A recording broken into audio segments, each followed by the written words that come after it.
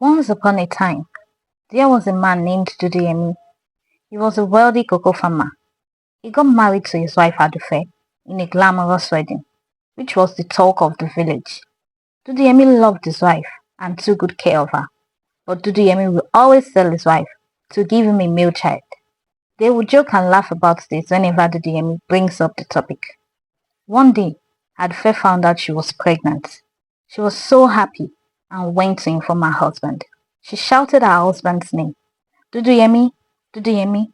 Her husband replied her, Yes, Adufe, what is it? Why are you calling me? Adufe replied, her husband, saying, My husband, I am pregnant. He was shocked and surprised and said, What do you mean by that? She said, I missed my periods last month. So I went to the midwife to check, which she did by checking the inside of my eyes and my palm, and she confirmed that I am pregnant, said Adufe. Duduyemi was happy about the news, but was also worried. He asked Adufe that was there a way the midwife could check if the child was a boy or a girl. Adufe seemed surprised at the question. She replied, What do you mean by that? Are you not happy I'm pregnant? Duduyemi said, I am not saying I'm not happy, but what if it is a girl? By this time, Adufe was furious. She said, Yes? What if it is a girl? Is a girl child not a child? What is the problem with that? Duduyemi was reluctant to answer. He replied, I do not say a girl child is not a child. I thought we had talked about this before. I just don't want a girl child. Adufe was surprised and said, I thought you had been joking all this while, with all that you had been saying. He replied sharply, No, woman, I had told you my intention and what I wanted. All this while, I do not want a girl child, and that is final. Adufe asked him how he was going to achieve that, because according to her, God gives children, and she had no power to pick which one to have. Duduyemi left the room angrily, and Adufe was left, feeling sad and unsure. Adufe's stomach started getting bigger. She wasn't happy, because she does not know if she was going to have a girl child or a boy child. Duduyemi had changed since the day she told him about her pregnancy. He does not treat her the way he used to. He said to her, When you finally have a boy, I will love you more and treat you like a queen that you are. She was pissed at his word and replied him, What if I have a girl? Then what happens? He said, I do not care for that child. I do not want that child. The child is yours and not mine. Adufe started crying. She would cry every day for days. The villagers heard about this and was surprised at such development. They talked amongst themselves about Duduyemi and his selfishness and discrimination, asking what was wrong with a girl child, and if it was not a woman that gave birth to him too. He became the talk of all the village. The villagers pitied Adufe and what she had to go through in Duduyemi's house. The day Adufe gave birth was the day to remember. That morning, Adufe was in pain, about to go into labor. She was rushed to the midwife's place by her neighbor because her husband refused to help her while in labor. He said to the neighbor, When she gives birth to a boy, send someone to me and I'll be there. The neighbor hissed at him and left with Adufe in pains. Adufe gave birth to a baby girl. She was happy, but at the same time, she was not happy because she knew her torment just started in Duduyemi's house. Please, if you enjoyed this story, please like the video and subscribe to my channel. I am trying to hit 100 subscribers. Thank you. Now let's get back to the story. The news got to Duduyemi. He was furious and mad. He said she must not come back to his house with the child because it was not his. The elders in the village talked to him and told him all child is the same. There is no bad child. A child will become what you nurture it to be. He refused, saying a girl child is useless and worthless, that only a boy child is worth taking care of and is worth to be called a child. The elders refused and told him all children are equal. He accepted to let Adufe and the child in. Adufe came back from the midwife's place with her child. Duduyemi did not welcome them. He locked himself up in his room. Adufe was sad and wished she had a boy. It would have rekindled the love her and her husband once shared. She missed her husband. She missed her happy home. Duduyemi refused to do the baby's naming ceremony. Adufe named her child Morenikeji. Morenikeji was a beautiful baby girl, full of life and laughter. After 6 months, Duduyemi told Adufe that when is she going to be pregnant again, because he wanted a son as soon as possible. Adufe was shocked at this and said, I just had a daughter 6 months ago. How am I supposed to take care of myself, my daughter, and the pregnancy?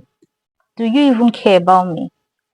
Duduyemi left the room saying, I do not care. I have said what I want to say.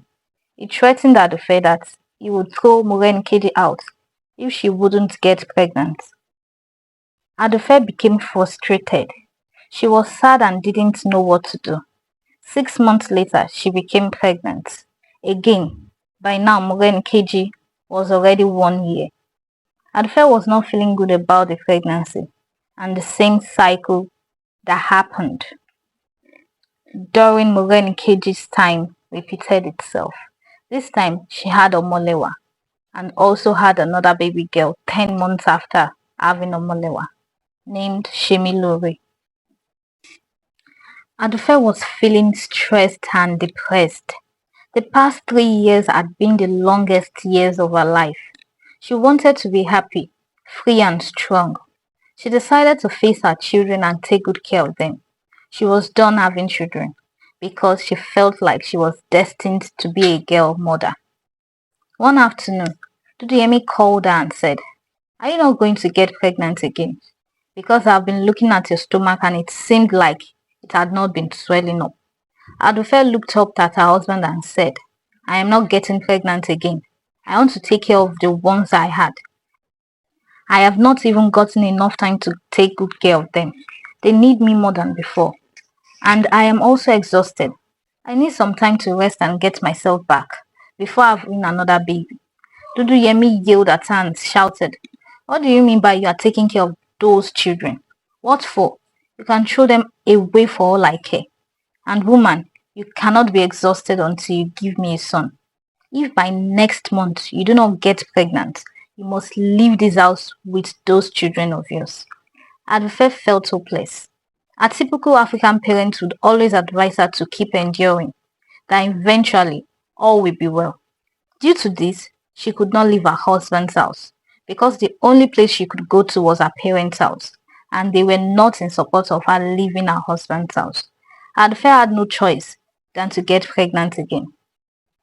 If she and her daughters want to continue living in the house. This happened until her 7th pregnancy. Adufe was taken to the midwife place and she finally had a boy. Everyone was super happy for her. The news got to her husband and he rushed out in excitement to the midwife's place. He went in to see for himself. He saw his son and was so happy. He thanked the midwife for his safe delivery and also smiled at his wife. He had not smiled to his wife in 8 years. He celebrated the birth of his son from the midwife's place down to his house, buying palm wine and bushmeat for everybody. He did the biggest naming ceremony of all times in the village. Even neighboring villages heard about it. He named his son Adigun. Adigun grew up to be a very loving and caring child. He loved his mother and sisters. He never seemed to understand why his father hated his sisters. He loved his father but never liked the way he treated his sisters.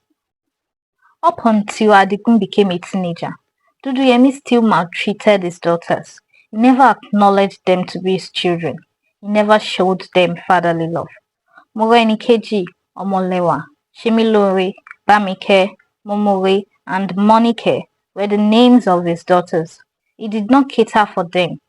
He enslaved them by making them work excessively at home and also on his farm, even though he had workers working for him. Adufe was the one who solely catered for her daughters. She would secretly steal cocoa from her husband and sell so as to be able to fend for her daughters. She made them learn different handworks so they can have something doing. At 26 years old, Morenikeji got married and left her father's house. She decided to take her two last siblings with her, saying she would take care of them. Omolewa was 24 and left her father's house with Shemilore to start up their fashion designing business in the neighboring village. Adufe was happy with what was happening with her daughters. She bid them farewell and prayed for them. Duduyemi didn't care, even after Adufe told him about his daughters.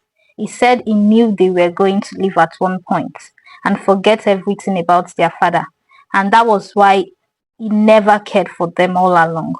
At this point, Adufe was unbothered as she was used to it and didn't care. But she looked back at her husband and said, I really hope you don't need them one day. Duduyemi laughed sarcastically and said, Need what? You mean need those things? I will never need them. A year after, Adigun was 20.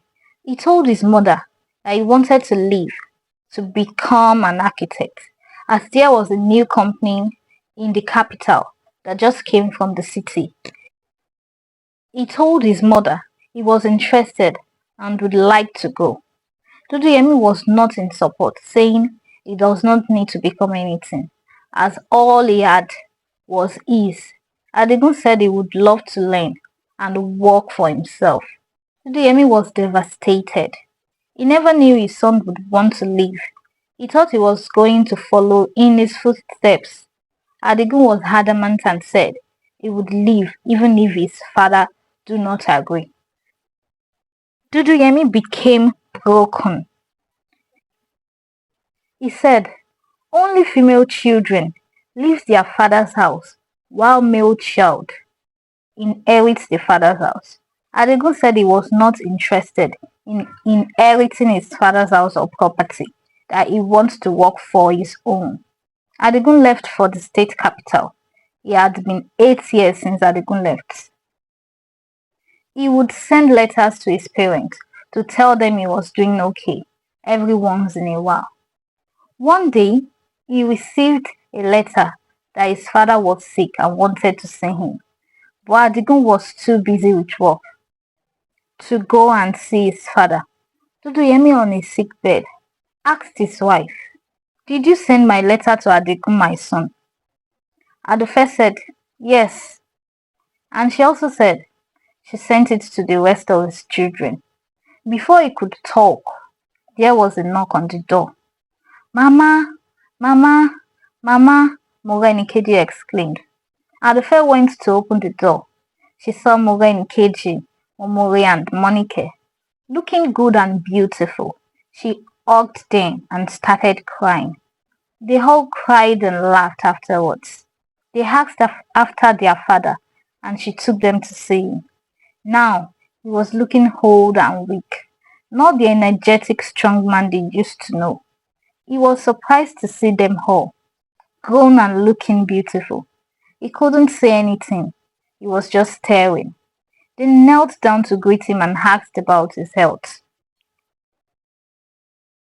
He replied in a low tone, I am fine. How are you? They said they were fine too. Immediately Momore asked if he had eaten. He couldn't say anything, and Momore stood up to cook him some food. On her way to the kitchen, there was yet another knock on the door. It was Omolewa and Shemilore. They ran to their father's side, shouting, Baba, Baba, how are you doing? They hugged him on the sick bed and shed some tears. His eyes were teary, but he hid it. He couldn't say anything. He was shocked at their gestures and was also surprised that they still referred him as their father, as he never referred them as his daughters. They took care of him with their mother and soon he was getting better. One day he called all his daughters to his room. He started crying, regretting all he had done to them. He took back all the bad things he said to them. He apologized to them and wished he could go back in time to amend things and make things right. He said the one that he thought would stay with him, would take care of him, would look after him is the one that actually left him. He cried and cried. His daughter forgave him and hugged him. They were all happy. They ate and drank, talked and laughed all through the night. It had been 4 days now, and still there was no traces of Adigun. Duduyemi on his sick bed wished he had treated his daughters the same way he treated his son. He was very sad and felt a deep pain in his heart. He felt really sad for his daughters, seeing how they loved and took care of him. Duduyemi slept and did not wake up the following morning. He had passed on. His daughters and his wife cried and mourned him. Adigun arrived to see his father 2 days after the burial, but was shocked and broken about the news that his father had passed on. He cried and regretted not showing up earlier. He cried for taking his father's last wish for granted, which was for him to be by his side when he takes his last breath. He regretted prioritizing his work over his father. Adigun cried and yelled in agony. Let us always create time for our loved ones, no matter how busy we are, because we do not know if we would ever be able to see them again. And also, let's say no to gender discrimination and inequality. Everyone has equal rights. Let love lead. Thank you. Please do not forget to subscribe to my YouTube channel. I am trying to hit 100 subscribers. Please help me. Thank you.